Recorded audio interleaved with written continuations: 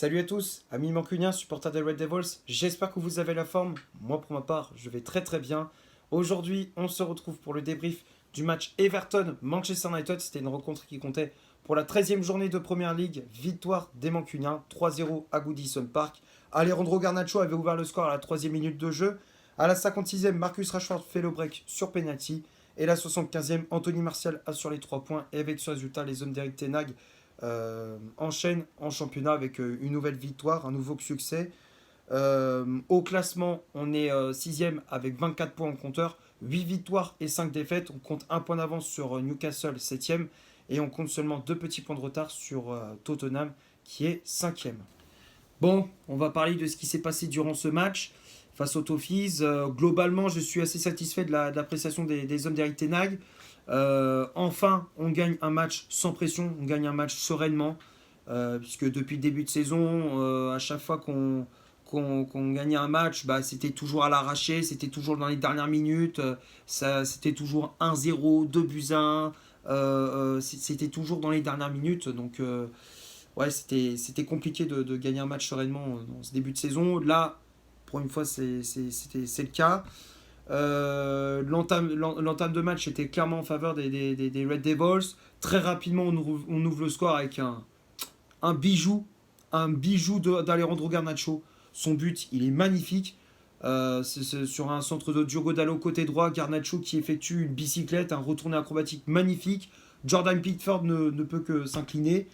Ça faisait longtemps qu'on n'avait plus vu un but de ce genre à Manchester. Magnifique but de la part de l'ailier argentin. Donc ça fait 1-0 pour United. On se met sur de bons rails dès la 3e minute. Ouais, le but, quand je repense au but, il est magnifique. C'est un bijou, franchement. Ça faisait longtemps qu'on n'avait plus vu ce genre de choses. Donc 1-0 pour les Mancuniens. Et puis, ce que je trouve un petit peu dommage pour Manchester, c'est qu'on a arrêté, après le but de Garnacho, on a arrêté notre jeu. On s'est arrêté de jouer. On a laissé Everton faire le jeu. Ils ont eu des occasions, que ce soit avec Dominic Calvert-Lewin, Abdoulaye Doucouré. Heureusement pour nous, ça manquait d'efficacité dans la finition. Hein. Il y avait du déchet dans le dernier geste. Après, il faut reconnaître aussi que Onana il a été vigilant sur certaines frappes de Calvert-Lewin. On a eu même aussi un sauvetage sur la ligne du jeune Kobe Mainoo qui a été titulaire pour la première fois cette saison. Hein. Il a fait sa première titularisation. Il avait une grosse blessure. Il s'était blessé durant les matchs d'intersaison durant l'été 2023. Là, il était titulaire. Il faisait son retour dans le groupe mancunien. Il était titulaire. Il a fait un très gros match. Hein, le jeune anglais. Il a fait un sauvetage sur la ligne à 2 reprises même, je crois, dans ce match. Il a été monstrueux. Il a été incroyable.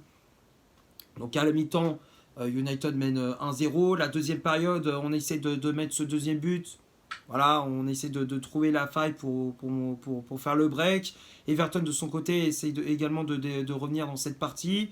Mais il y a ce fait de jeu à la 56e avec le penalty pour Manchester United, la faute d'Ashley Young, un ancien de la maison, sur Anthony Martial. Alors au début, l'arbitre avait désigné une faute pour Everton et donc un carton jaune pour Anthony Martial pour simulation. Finalement, il est revenu sur sa décision, il a consulté la VAR et puis il a désigné point de penalty. Il a bien vu que c'était pas une simulation et donc Ashley Young avait bien touché l'attaquant de United. Et donc penalty transformé par Marcus Rashford. On pensait que c'était Saïd Fernandez qui allait tirer, finalement il a laissé à Rashford et donc penalty transformé par l'attaquant anglais. Pickford était parti du bon côté mais ce n'est pas suffisant pour l'arrêter. 2-0, donc le break est fait pour les Mancuniens.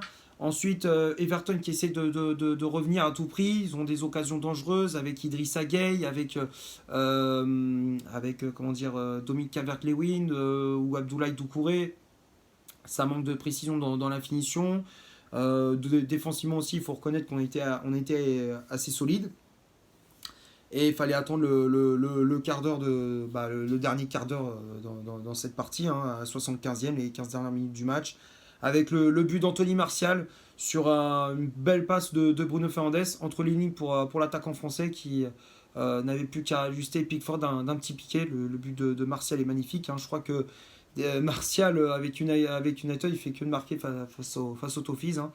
Martial je crois, qui a marqué 9 buts. Sur tous les matchs d'Everton, je crois qu'il a marqué 9 buts sur 15 apparitions, je crois, ou je sais plus, mais en tout cas, je crois qu'il a quasiment 10 buts face au Toffees. C'est la victime préférée de l'attaquant français. 3-0, donc là, on avait totalement plié le match. Voilà, victoire 3-0. On espère la même chose face à Galatasaray en Ligue des Champions. Maintenant, on va passer à la composition d'équipe qu'Erik Ten Hag a mis en place pour ce match. Le 11 de départ, je te l'affiche juste ici. Donc on a vu beaucoup de retours dans le groupe mancunien et également dans la composition d'équipe. Donc l'entraîneur néerlandais qui a remis son fameux 4-2-3-1 avec André Onana dans les cages. La charnière centrale, la bonne vieille charnière centrale qu'on avait vue sous l'ère Solskjaer, c'était Harry Maguire associé à Victor Lindelof. Les latéraux, on avait Diogo Dalot à droite, Luke Shaw à gauche qui faisait également son retour dans le groupe mancunien après une grosse blessure également. Il faisait son retour dans le 11 de départ, il a fait même un très bon match. Le milieu de terrain, Scott McTominay aux côtés de Kobbie Mainoo. Comme je disais, première apparition pour le jeune anglais. Bruno Fernandes en numéro 10 avec le brassard de capitaine. Marcus Rashford, milieu latéral droit. Alejandro Garnacho, milieu latéral gauche.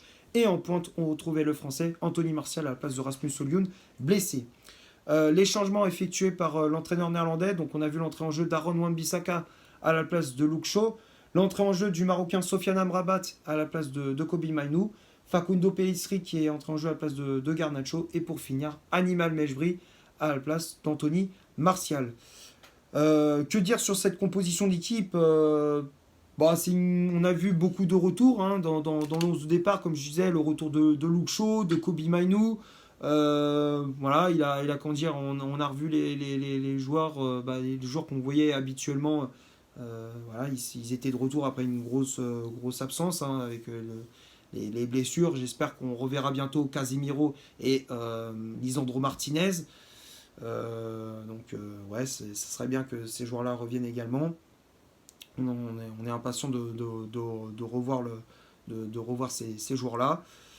Mais sinon, ouais, c'était une composition assez classique. Voilà, il a pas bricolé, il a pas mis les joueurs à leur poste. Enfin, il a mis les joueurs à leur poste. Il n'a pas inventé des postes hybrides à certains joueurs. C'était du classique pour Manchester United. On va passer maintenant du côté des statistiques de cette rencontre. On va commencer par Everton. Les Toffees ont eu 51% de possession de balle, 6 corners, 18 tirs au total, dont 6 tirs cadrés, 2 hors-jeu de signalés. Et du côté de Manchester United, 49% de possession de balle, 5 corners, 9 tirs au total, donc 4 tirs cadrés, 2 hors-jeu de signalés. Donc quand on regarde les stats, la possession de balle était très équilibrée, légèrement en faveur des joueurs d'Everton.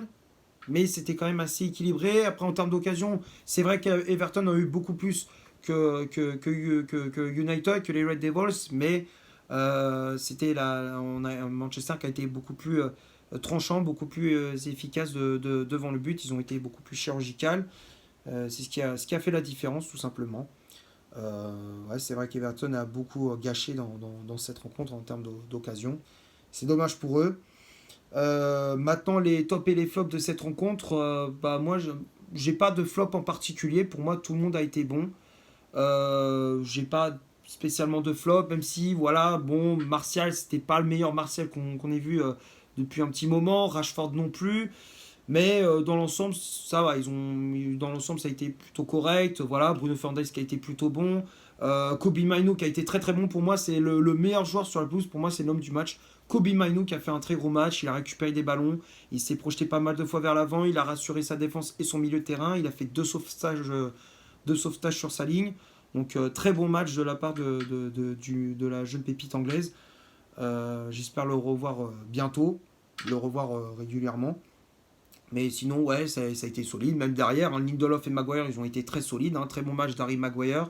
Lindelof, pareil, il a été rassurant derrière. Donc, très bon match. Dans l'ensemble, j'ai pas de flop en tête. Pour moi, tout le monde a été bon durant cette rencontre. Voilà, je pense avoir fait le tour pour ce Everton Manchester United. J'espère que le débrief vous aura plu. Si c'est le cas, vous laissez un énorme like, comme d'habitude. Tu t'abonnes. Tu n'hésites pas à me dire dans les commentaires ce que tu as pensé du match et de mon débrief. N'hésite pas à donner ton avis en bas de la vidéo, en dessous, comme d'habitude. N'hésite pas à faire un tour sur mon compte Instagram. Comme d'habitude, je l'affiche juste ici. Et d'ici là, portez-vous bien. On se retrouve pour un prochain débrief. Ciao.